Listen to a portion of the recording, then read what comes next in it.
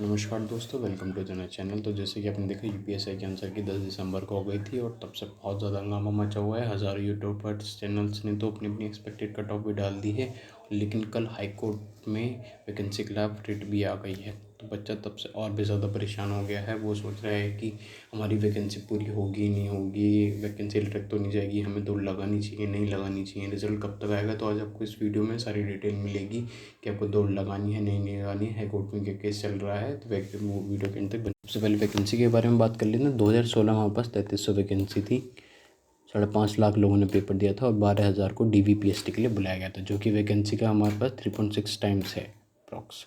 और इस बार हमारे पास वैकेंसी कितनी 9,500 वैकेंसी है और लगभग 7.5 लाख लोगों ने पेपर दिया है। तो आप एक चीज़ इसमें नोट करिए कि हमारे पास बच्चा बड़ा है केवल 2 लाख और वैकेंसी हमारे पास कितनी है, तो 3 गुना। तब इसमें एक चीज़ ये देखिए, मैं ये नहीं कहूँगा कि हमारी कट ऑफ कम जाएगी, तो मैं ये भी नहीं कहूँगा कि हमारी कट ऑफ ज़्यादा जाएगी, क्योंकि पिछली बार हमारा जो था पेपर बहुत थोड़ा मुश्किल आया था, लेकिन इस बार हमारे पास वैकेंसी भी ज़्यादा है। तो हम ये मान के चल सकते हैं कि हमारी कट ऑफ ज़्यादा तो नहीं जाएगी। तो लगभग 35,000 लोगों को 3.6 टाइम्स करें DVPST के लिए बुलाया जाएगा। अब मैंने एक सर्वे किया था, जिसमें मैं आपको बता दूं कि ये सर्वे मैंने यूट्यूब से, टेलीग्राम चैनल्स पे, अपने फ्रेंड्स से, लाइब्रेरी में मैं जहाँ पढ़ता हूँ, कोचिंगों के बच्चों से, जहाँ तहाँ मैंने डेटा कलेक्ट करा है। जिसमें जैसे बच्चे सब जब पेपर दे के आए थे तो सब बता रहे थे कि उनके इतने प्लस हैं, 120 प्लस है, 110 प्लस है। आज आपको एक्चुअल पता चल जाएगा कि बच्चा कितने क्वेश्चन सही करके आया है, बच्चा किस रेंज में लाया कर रहा है। तो अब इसमें देख सकते हैं लेस देन 90 वाले कितने हैं, 20% है, 90 से 100 तक 40% है लगभग। और हमारे जो 110 से 120 तक हमारी 14% है, 120 प्लस वाले केवल 6%। तो अब एक चीज़ इसमें नोट करिए कि जो हमारा मैक्सिमम 60% बच्चा है वो 90 से लेके 110 तक की है, और 90 से 100 वालों को तो कुछ ज़्यादा ही 40% है, और हमारा जो 120 प्लस परसेंट है वो केवल 6% है। तो सब बच्चे जो बोल रहे थे कि हमारे 110 प्लस है, 120 प्लस है, तो सब बच्चों को अब पता चल गया है इसमें। तो वो आपने देख लिया है। तो अब मैं आपको एक और चीज़ें बताऊँगा जो मैंने पोल किया था टेलीग्राम पे, लगभग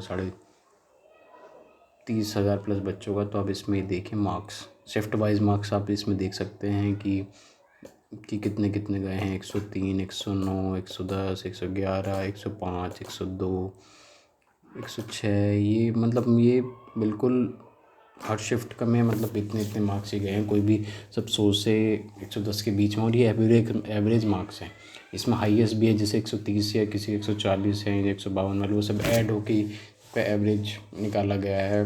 बाकी ज़्यादा भी इसमें वेरिएशन देखेंगे नहीं, तो आप कट ऑफ का अंदाज़ा लगा लीजिए कि इससे ज़्यादा जाएगी नहीं। मतलब सब आप अपना इसमें मार्क्स देख के ला सकते हैं 30,000 बच्चों का, और इससे ज़्यादा मुझे लगता भी नहीं जाएगी। तो अब इसमें एक अंदाज़ा लगा सकते हैं कि आपकी कट ऑफ किस रेंज में लाई करेगी, जब मैक्सिमम बच्चा इसी बीच में लाई कर रहा है।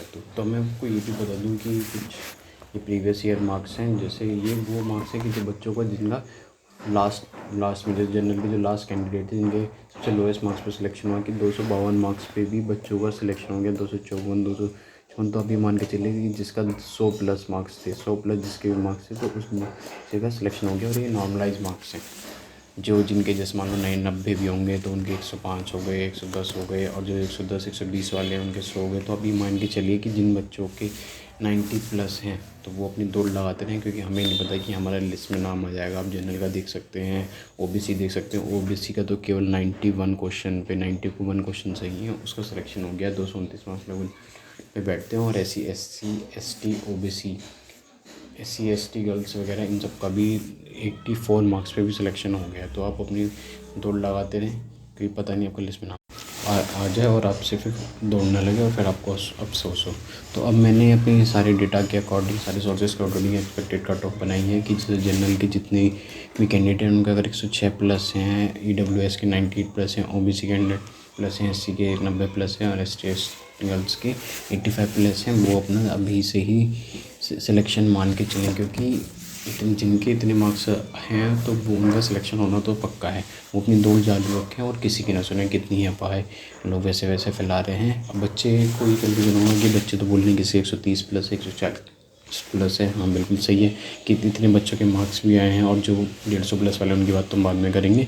लेकिन जो जनरली अगर देखा जाए कि हाँ बच्चों के 130 प्लस है, 125 प्लस है और इतने मार्क्स हैं बच्चों के, तो लेकिन आप ये बता दीजिए इनकी जनसंख्या है कितनी। इनकी जनसंख्या हमने चलो मान ली 100 मान ली, 500 मान ली, 1000 मान ली, 3000 मान ली। 3000 अगर हमने उनके मान के चल गया तो तब भी हमारे पास कितनी रहेगी, 6,500 वैकेंसी हमारे पास तब भी है। तो 6000 में भी तो बच्चा भरा जाएगा। और आप पिछली बार नोट कर मतलब देख के चले कि पिछली बार हमारी वैकेंसी खाली रह गई थी। तो इस बार जो है हमारे अगर जो है कट ऑफ वैकेंसी बहुत ज़्यादा है और कट ऑफ पे थोड़ी कमी जाएगी। तो जिनका भी मार्क्स इतने बेटर हैं तो वो अपनी दौड़ चालू रखें।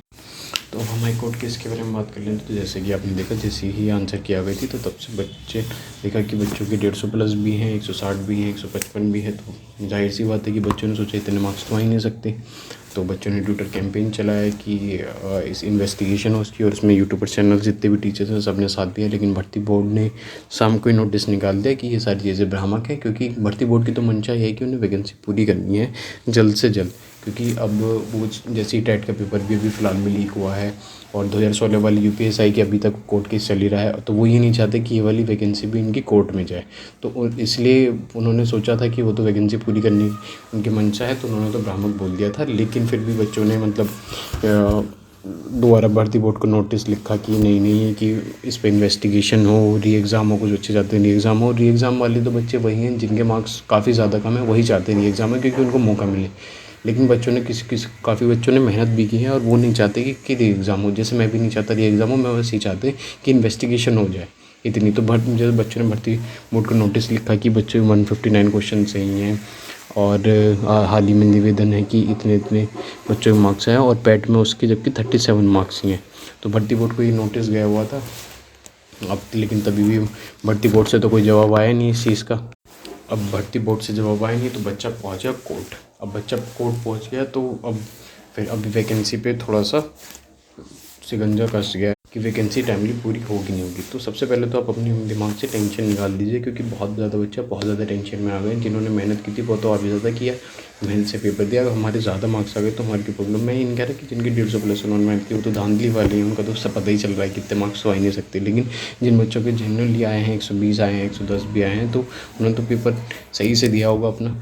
तो और वो दौड़ की तैयारी भी कर रहे हैं। लेकिन यही है कि अब जब उन्हें पता चला कि कोर्ट में गया मामला, उनको वैसे ही ज़्यादा टेंशन है कि भर्ती होगी नहीं पूरी तो दौड़ करें नहीं करें। तो इससे सबसे बढ़िया दिमाग से निकाल दिया कि हमारी जो भर्ती बोर्ड की जो मंशा है वो चाहती है कि वैकेंसी पूरी हो। अब भले से भर्ती हाई कोर्ट में जाए, किसी भी कहीं पर भी जाए। और आप ये भी देख सकते हैं कि अभी याचिका खाली दायर हुई हाई कोर्ट में, जो सुनील चौधरी कुछ एडवोकेट हैं उनके नाम से उन्होंने करी है। तो अभी दायर हुई है, अभी सुनवाई नहीं चालू हुई है। अगर हमारा सुनवाई से पहले भर्ती बोर्ड रिज़ल्ट आ जाता है या दे देता है तो उससे तो बहुत ये और भी ज़्यादा बेनिफिट हो जाएगा। क्योंकि जब भर्ती बोर्ड की प्रक्रिया जब चालू कर देगा वो, तो DBPST कराएगा, वो जल्दी से दौड़ कराएगा। और उधर कम से कम कोर्ट अभी टाइम लेगा, सुनवाई के लिए नोटिस भेजेगा भर्ती बोर्ड को। और उससे पहले अगर उन्होंने रिज़ल्ट दे दिया तो हमारी जो है प्रक्रिया चलती रहेगी। साथ में भले से केस चलते रहे, लेकिन उससे मतलब प्रक्रिया पे भर्ती प्रक्रिया पे ज़्यादा असर पड़ेगा नहीं। तो अभी मान के चलिए कि रिज़ल्ट आ जाता है तो भर्ती ज़रूर जल्दी ही पूरी हो जाएगी।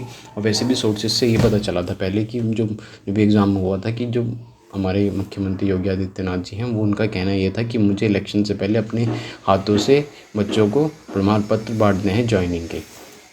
तो भर्ती बोर्ड पे पहले से ही दबाव है कि उन्हें भर्ती जल्दी से जल्द पूरी करनी है।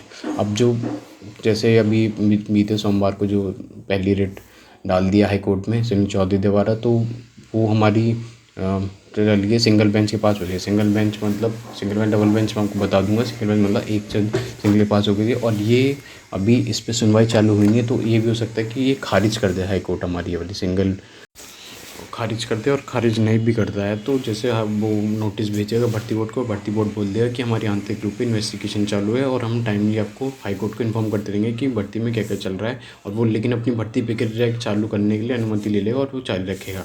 अब मैं इसमें आपको एक चीज़ बताता हूँ। जैसे मान लो कि जैसे 150 प्लस वाले हैं या 160 वाले हैं, हम इनका फिर से काउंट कर देंगे कि कितने होंगे, 100 होंगे, 500 होंगे, 1000 होंगे। हमें अभी इनका पूरा टोटल नहीं पता। और मेरे अंदाजे से आपको भी मान लो कि ये अंडर तो ये 500 के आसपास ही होंगे। आप 500 भी बहुत ज़्यादा बता दिए, शायद 100 भी हों या 100 से भी कम हो।